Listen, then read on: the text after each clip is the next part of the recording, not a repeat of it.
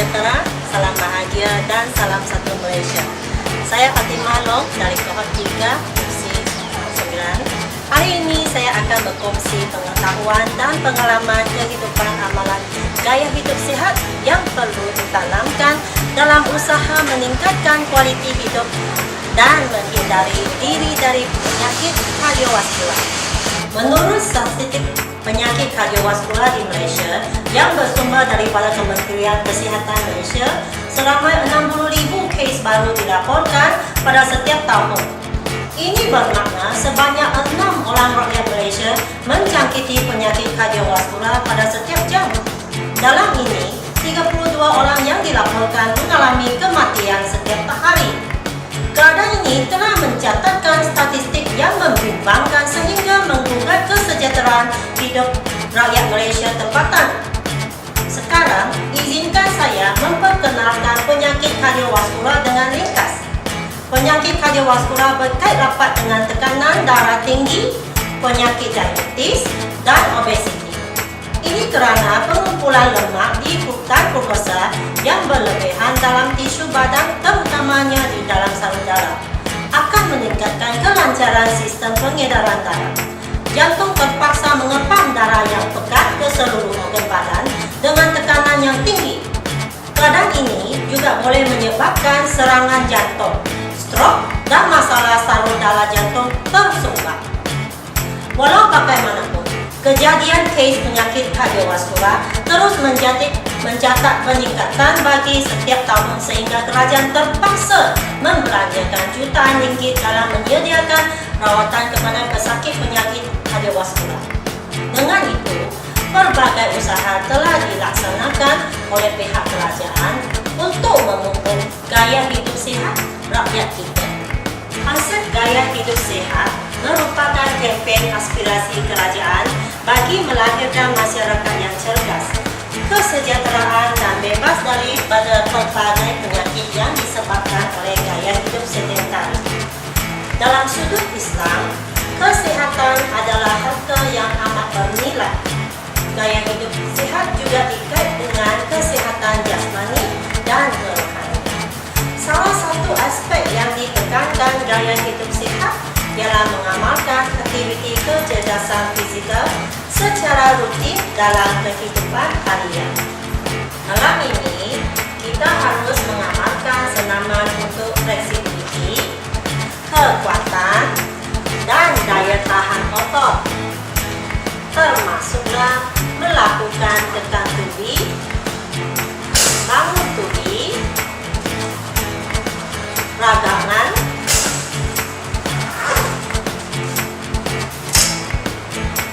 angkat berat sebanyak 2 hingga 3 kali seminggu.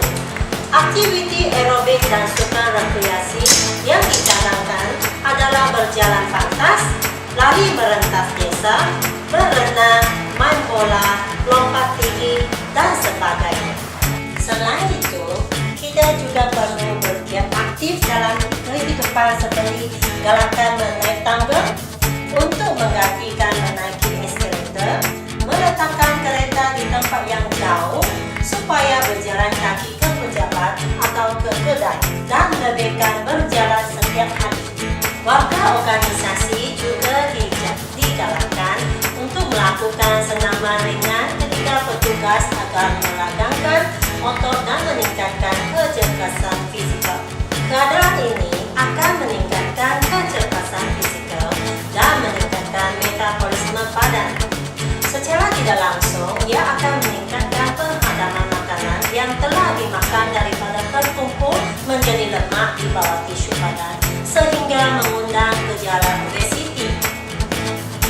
Kita juga harus mengamalkan amalan minum air masak untuk menggantikan air manis atau minuman ringan dalam kehidupan harian. Menurut kajian sains, apabila kita minum air masak, ia akan membantu pengaktifan organ dalaman dan mampu mengurangkan tekanan darah. Ia juga dapat membantu sistem penghadaman apabila minum segelas air sebelum makan. Jika kita minum segelas air masak sebelum tidur, keadaan ini mampu mengelakkan stroke dan serangan jantung pada waktu malam. Selain mengamalkan aktiviti kecerdasan fizikal, kita juga perlu mengamalkan makan makanan yang seimbang dan berkhasiat. Amalan pemakanan seimbang dan berkhasiat harus mengikut piawai yang ditetapkan dalam piramid makanan dengan masa makan yang sesuai. Ini kerana obesiti sering dikaitkan dengan penyakit kardiovaskular akibat daripada pemakanan yang tidak seimbang dan masa mengamalkan makanan yang terlalu lewat, iaitu makan lewat malam yang suka diamalkan oleh masyarakat tempat. Gaya hidup yang sihat juga perlu disertai dengan mengambil masa rehat yang cukup. Ini membolehkan organ-organ mempunyai masa rehat yang cukup, terutamanya jantung. Apabila seseorang tidak mempunyai masa rehat yang cukup, tekanan darah akan meningkat dan meningkatkan beban jantung untuk mengepam darah pada tekanan yang tinggi. Keadaan sedemikian juga mengundang serangan jantung dan stroke padanya. Oleh itu, kita harus mengamalkan gaya hidup sehat dengan cara-cara yang berkesan, seperti melakukan aktiviti kecerdasan fizikal secara rutin, pengamalan makanan seimbang, menyumbang mempunyai masa rehat yang cukup, dan mengamalkan hubungan rapat dengan masyarakat. Marilah kita sama-sama menyambut cabaran hidup ini yang semakin mencabar dengan kempen kerajaan untuk mewujudkan gaya hidup sehat yang bermula dengan diri, keluarga, tempat kerja, dan seterusnya ke seluruh masyarakat untuk mengelakkan diri daripada menjangkiti penyakit kardiovaskular. Gaya hidup sehat, amalan hidup kita semua. Sekian, terima kasih.